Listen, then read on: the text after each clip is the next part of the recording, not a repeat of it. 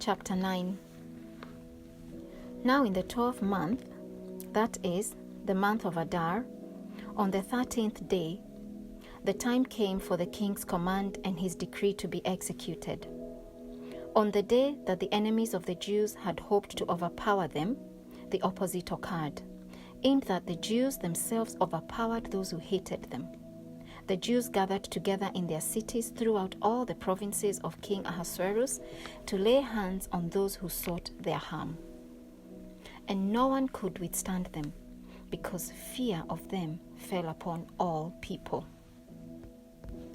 And all the officials of the provinces, the satraps, the governors, and all those doing the king's work, helped the Jews because the fear of Mordecai fell upon them. For Mordecai was great in the king's palace, and his fame spread throughout all the provinces. For this man Mordecai became increasingly prominent. Thus the Jews defeated all their enemies with a stroke of the sword, with slaughter and destruction, and did what they pleased with those who hated them. Verse 6. And in Shushan, the citadel, the Jews killed and destroyed 500 men. Also, Parshandatha, Dalphon, Aspatha, Poratha, Adalia, Aridatha, Parmashta, Arisai, Aridai, and Vajezatha, the 10 sons of Haman, the son of Hammedatha, the enemy of the Jews, they killed, but they did not lay a hand on the plunder. On that day, the number of those who were killed in Shushan the citadel was brought to the king. Verse 12. And the king said to Queen Esther, the Jews have killed and destroyed 500 men in Shushan the citadel, and the 10 sons of Haman. What have they done in the rest of the king's provinces? Now what is your petition? It shall be granted to you. Or what is your further request? It shall be done. Then Esther said, if it pleases the king, let it be granted to the Jews who are in Shushan to do again tomorrow according to today's decree, and let Haman's 10 sons be hanged on the gallows. So the king commanded this to be done. The decree was issued in Shushan, and they hanged Haman's 10 sons. Verse 15. And the Jews who were in Shushan gathered together again on the 14th day of the month of Adar, and killed 300 men at Shushan, but they did not lay a hand on the plunder.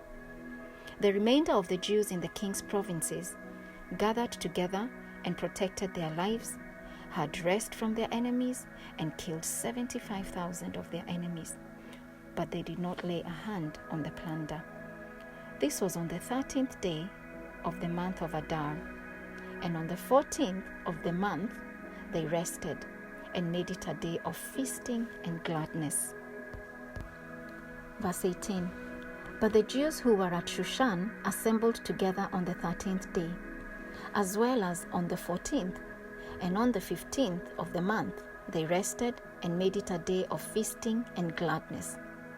Therefore the Jews of the villages who dwelt in the unwalled towns celebrated the 14th day of the month of Adar with gladness and feasting as a holiday, and for sending presents one to another. Verse 20. And Mordecai wrote these things and sent letters to all the Jews, near and far, who were in all the provinces of King Ahasuerus, to establish among them that they should celebrate yearly the 14th and 15th days of the month of Adar, as the days on which the Jews had rest from their enemies, as the month which was turned from sorrow to joy for them, and from mourning to a holiday, that they should make them days of feasting and joy, of sending presents to one another and gifts to the poor.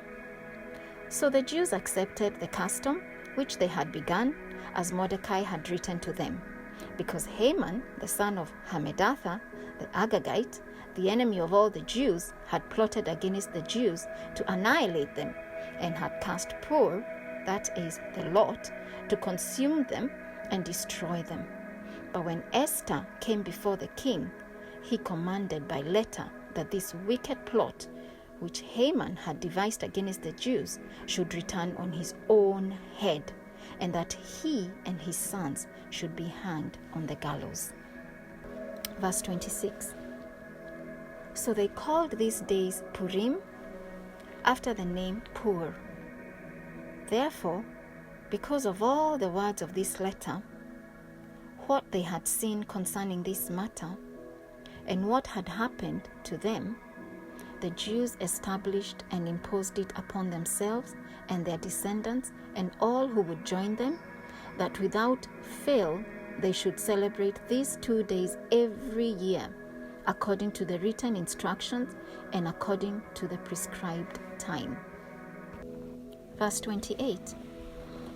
That these days should be remembered and kept throughout every generation, every family, every province, and every city, that these days of Purim should not fail to be observed among the Jews, and that the memory of them should not perish among their descendants. Then Queen Esther, the daughter of Abihail, with Mordecai the Jew, wrote with full authority to confirm this second letter about Purim.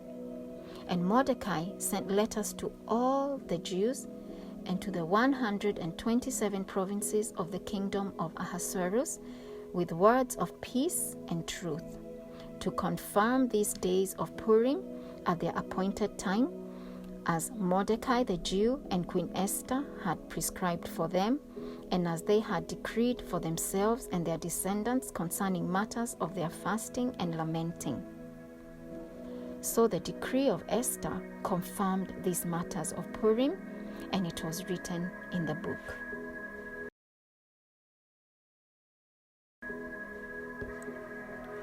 Chapter 10. And King Ahasuerus imposed tribute on the land and on the islands of the sea.